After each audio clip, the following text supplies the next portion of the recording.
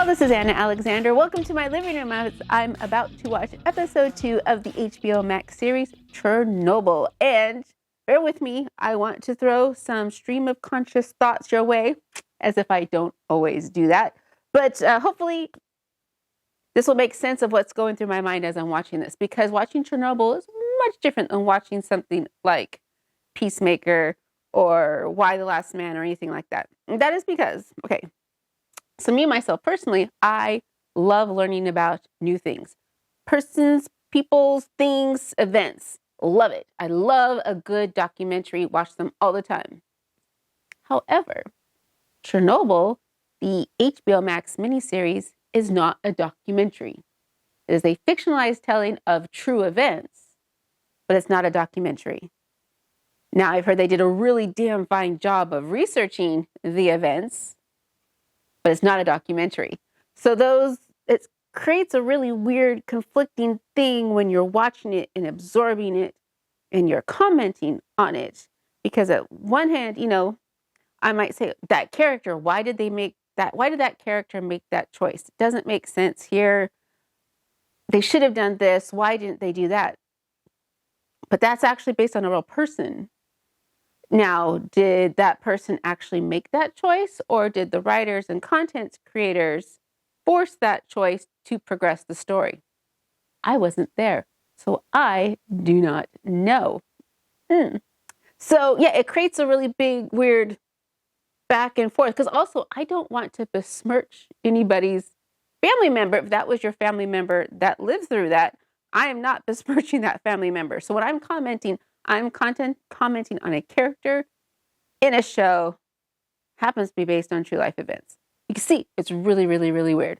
Also, when I'm watching this, knowing that it's based on true things, I feel deeply for all those people that were harmed and killed and suffered unspeakable things. It's just horrible. So that puts me in a really negative mind space. That's why I like to watch fantasies and comedies and just oddball things, because the real world sucks enough as it is. So watching other people go through sucky things, it puts me in a really dark headspace. And sometimes it takes a while for me to crawl out of it, which is why I'm not doing 4 episodes of Chernobyl a week, because I just could not mentally take that, especially right now. So, yeah, I feel them. And I get angry. I get so angry on these people's behalves, because when you boil it down, the crux of the issues with the incident of Chernobyl, it's the same old that's gone on for millennia, which is small group of people were willing to sacrifice millions, hundreds and thousands of millions of people for pride. Pride, ego, and arrogance. Fuck you for that. Again, because it's happened before and it will happen again, and it's happening right now, and you sit there and go, what's little old me? How am I going to stop this? And it makes me angry and want to hurt people. So again, really dark, negative headspace. So am I enjoying watching Chernobyl? I wouldn't say it's enjoyment. It's not entertaining. I'm not entertained, but I am getting informed. I am getting some perspective. Hopefully, if more people watch it, or if more people watch this video right now, they'll start to learn, become enlightened, so we can prevent things like this from happening again. We hope. We hope. And thank you also to those of you who have commented on episode 1, just giving me some more information, including Mr. Demetrio. Thank you, whose father apparently worked at Chernobyl. I can't imagine the stories that he has. But thank you for giving me some insight on the people and the culture. Because again, we're getting a very finite lens when we're watching the show. And it helps. I don't know if it helps, but I'm glad that it's sad to me that there was a thriving community that was permanently destroyed. But I'm hoping that those people have gone on, and I do hope that you and your families are doing better now and thriving as we speak. So with that being said, I know you think when I'm watching this, my face is blinked and I'm not thinking of anything, but all that's going through my head at once. But here we go. Episode 2, where we have left off previously. Basically, the initial impact has happened, and now we're going to deal with some of the fallout. Yeah, literally, we're going to start dealing with some of the fallout. Jared Harris's character has been called in, and I think he's going to see what the fuck were you all doing. So I've got my big cozy blanket, I've got my huge ass cup of tea, and let's get to it.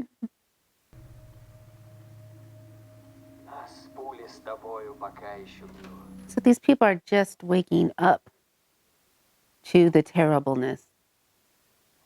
Kind of sort of reminds me of like September 11th when it happened on the East Coast. So by the time the West Coast woke up, it was 6 o'clock in the morning-ish. So similar vibe, I should say. It's boiling in here.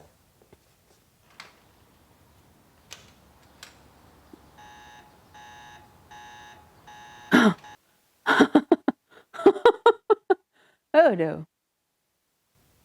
Ain't near the Runkin. Leak? No. It would have gone off before. It's coming from outside. The Americans?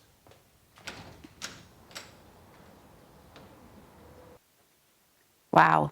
On the glass. From that far away. Wow. And their measurements only went to 3.6 on site. And theirs was already hitting 8. Yes, this is Ulana Homyuk with the Institute of Nuclear and... Looking for... All right, stay calm.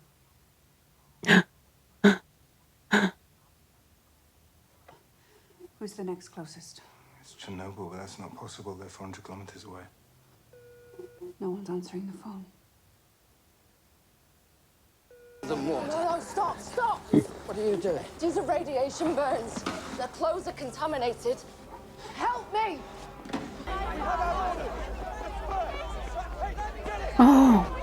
Oh. So they know they're filled with like radiation and chemicals, and that they're touching them with their bare hands. That's the thing that killed me about the first episode, was the lack of safety equipment. And again, it may be the 80s. It could be they don't have OSHA. But man,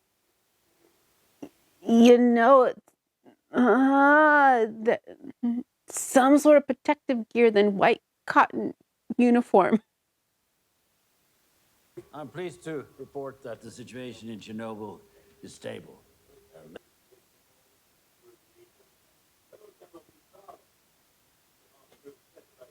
In terms of radiation, Plant Director Bricano reports no more than 3.6 Rontgen. I'm told it's the equivalent of a chest X-ray, so... Okay. So I know some of you said they're willing to lie to the people to kind of have some sort of control over the narrative. Well, however, it seems like it's well in hand, so. these are the higher up people. I would think those are the last Meeting people you lie to. No. Smooth black mineral, graphite. There's graphite on the ground. Facility where you will find graphite. Inside the core, if there's graphite on the ground outside, it means it wasn't a control system tank that exploded. It was the reactor core. It's open. So there's no place for alarmist hysteria. It's not alarmist if it's a fact. Well, All I hear is a man I don't know, engaging in conjecture, in direct contradiction to what has been reported by party officials. I apologize. You brought in the expert. The expert. Oh my gosh, this is such the wrong time to be watching this series.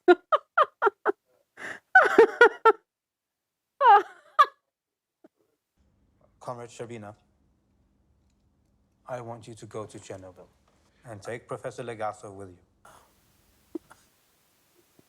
Yeah, we don't want to go either.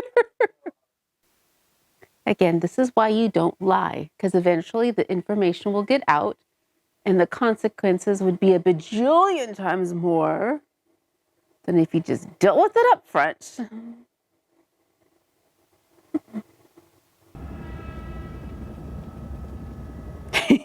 He's like, my God, I'm gonna go die. I'm gonna die. Maybe not today, but I'm gonna die. That's graphite on the roof.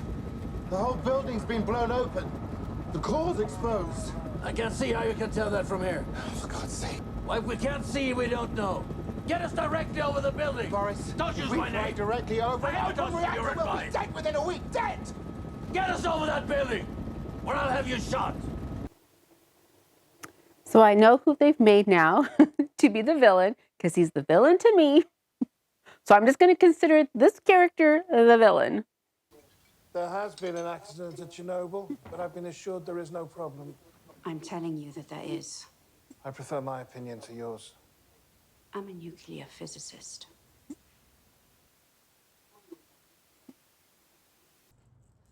Stable iodine will keep your thyroid from absorbing radioactive iodine. And go east. Get as far from Minsk as you can.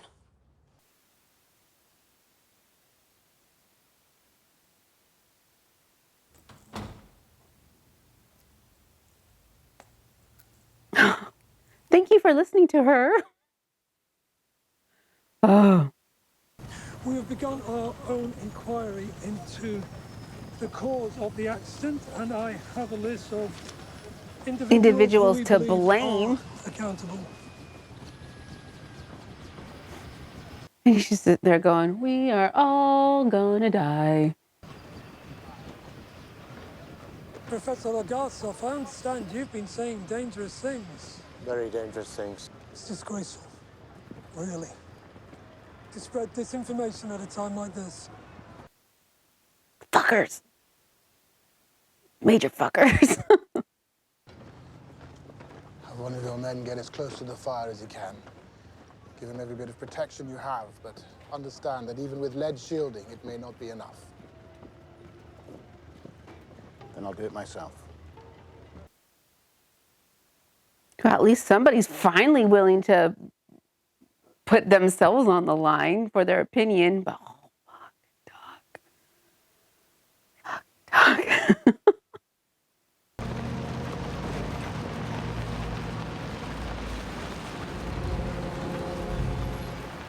How do you even start to contain something like this? And the cleanup is just unimaginable.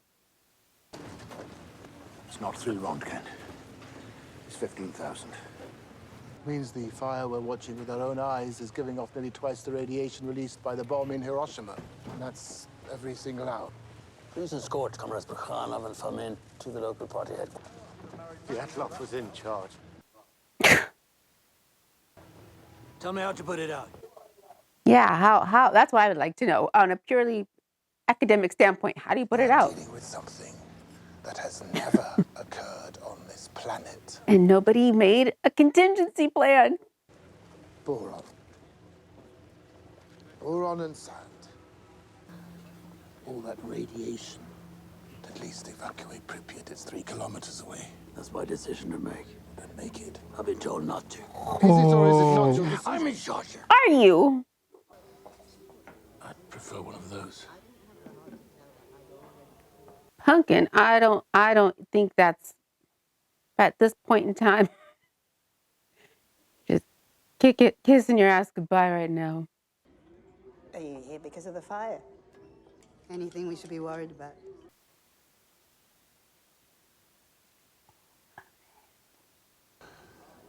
No.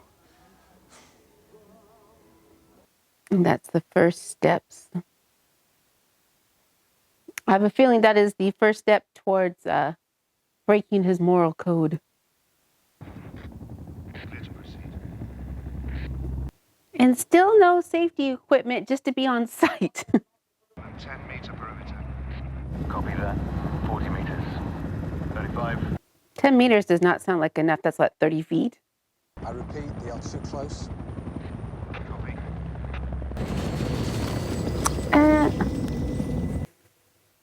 So basically just melted everybody inside. What do I tell the others? Don't get too close, like we said. So the next one. I was actually calling about our friend. You know, the one in the country. Oh, yes, of course. I wanted to see how he's doing. It's so hot there right now. Oh, which nephews? Simka who's 14, and little Boris, who's 5. I'm sorry, I have to get back to work. It's very busy right now. And they knew to talk in a code already? They're dropping sand and boron on the fire. And the fact that they had to have that already backed up tells me that they're used to not being listened to. Where are you going? Chernobyl. Ugh. That's a brave woman. Brave woman. Says the radiation isn't high enough to evacuate. Well, he's a medical doctor. If it says it's safe, it's safe. Not if they stay here. We're staying here. Yes, we are. And we'll be dead in 5 years.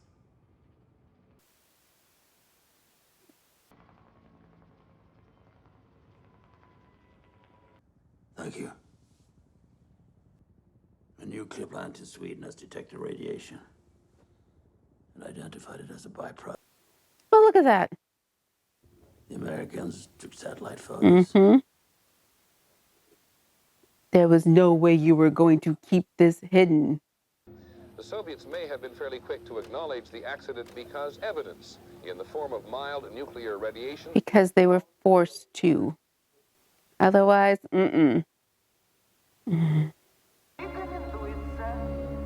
See, that's the thing that's hard for me to grasp is you see the nuclear plant smoke is billowing and you go, yeah, it's okay to be outside and sure, we can carry on our days. And no, because even so, year 2020, 2019 in the summer, the firefighters down in Arizona and California and then Vancouver, Canada, were blowing so much smoke. The whole West Coast was covered and you couldn't, you could go outside, but it was difficult to breathe and it burned your eyes.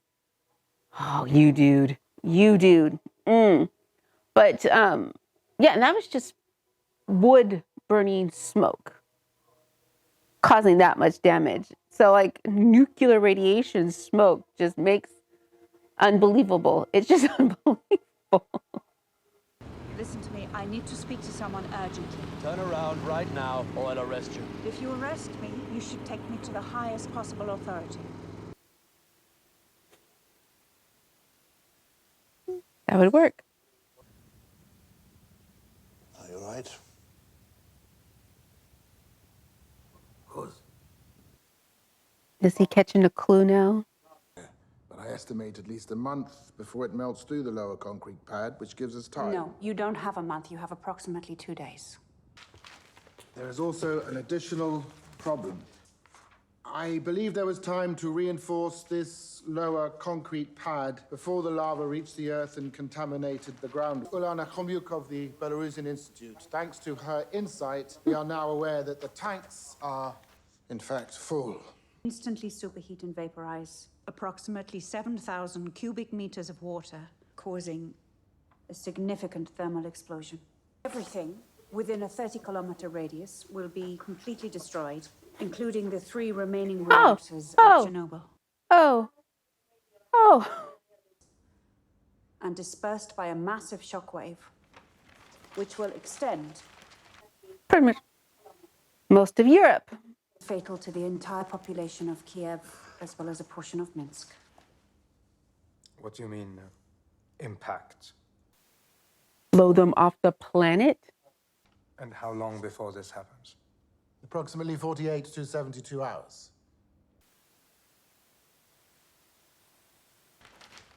But we may have a solution. Okay, please, thank you. So we need to find 3 plant workers who know the facility well enough to enter the basement here. And sacrifice themselves. Oh my God, what a choice. And of course, any volunteers will be rewarded. A yearly stipend of 400 A rubles. yearly stipend knowing they're going to die in a week. That better be paid to their families in perpetuity. And now you want us to swim underneath a burning reactor. Do you even know how contaminated it is? Heavily. Why should we do this? For what, 400 rubles? You'll do it because it must be done. You'll do it because nobody else can. And if you don't, millions will die. And every generation must know its own suffering. I spit on the people who are making my peace with it. Now you make yours. Go into that water. Because it must be done. Tough call. Tough call. Terrible thing is I think they'll need a backup. I don't think they'll make it.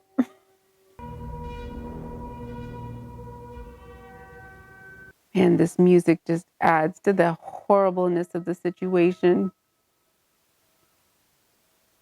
Great choice, but oh my gosh, horrible.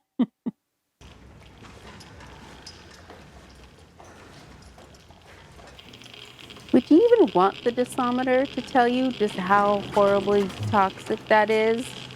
Because I think, this is pure poison we're walking into. It doesn't matter what that little meter says. You're toast. You're done. What is that? Okay, I don't know what is happening. Are they just panicking?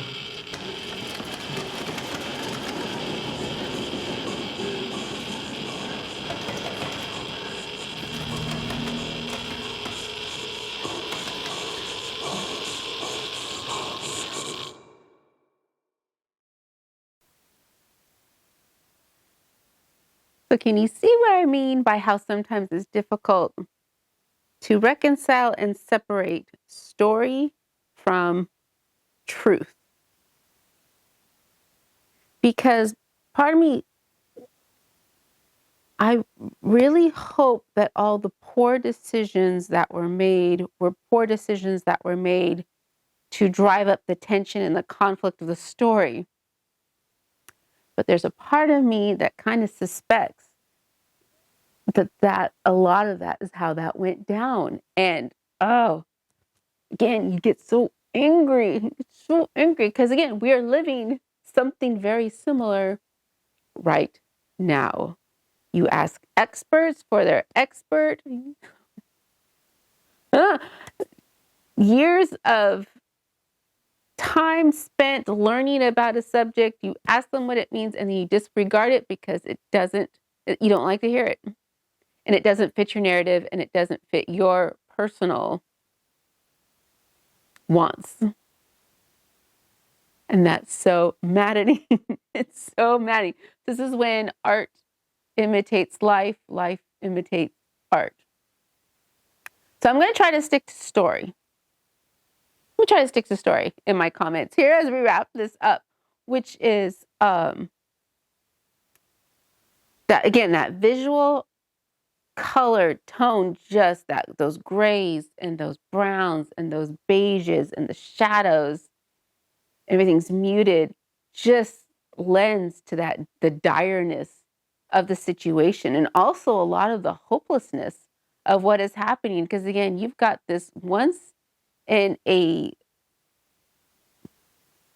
time of all creation, this horrific event. How do you begin to fix it? Just unimaginable.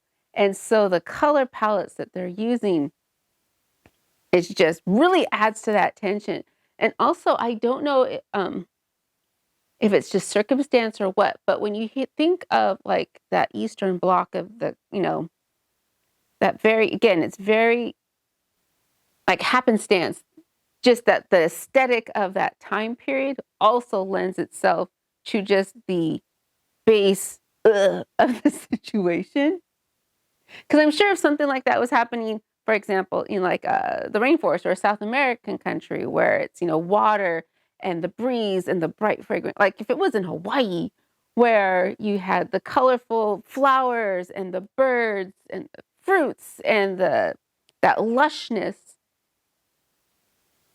it would have a different impact visually than it does when you set it in just 1980s Soviet Union.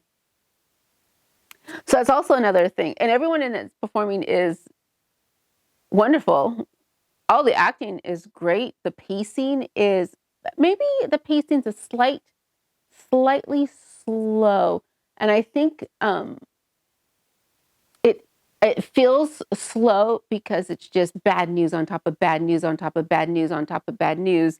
And so it makes it feel like a long time to get to any one event as we go along.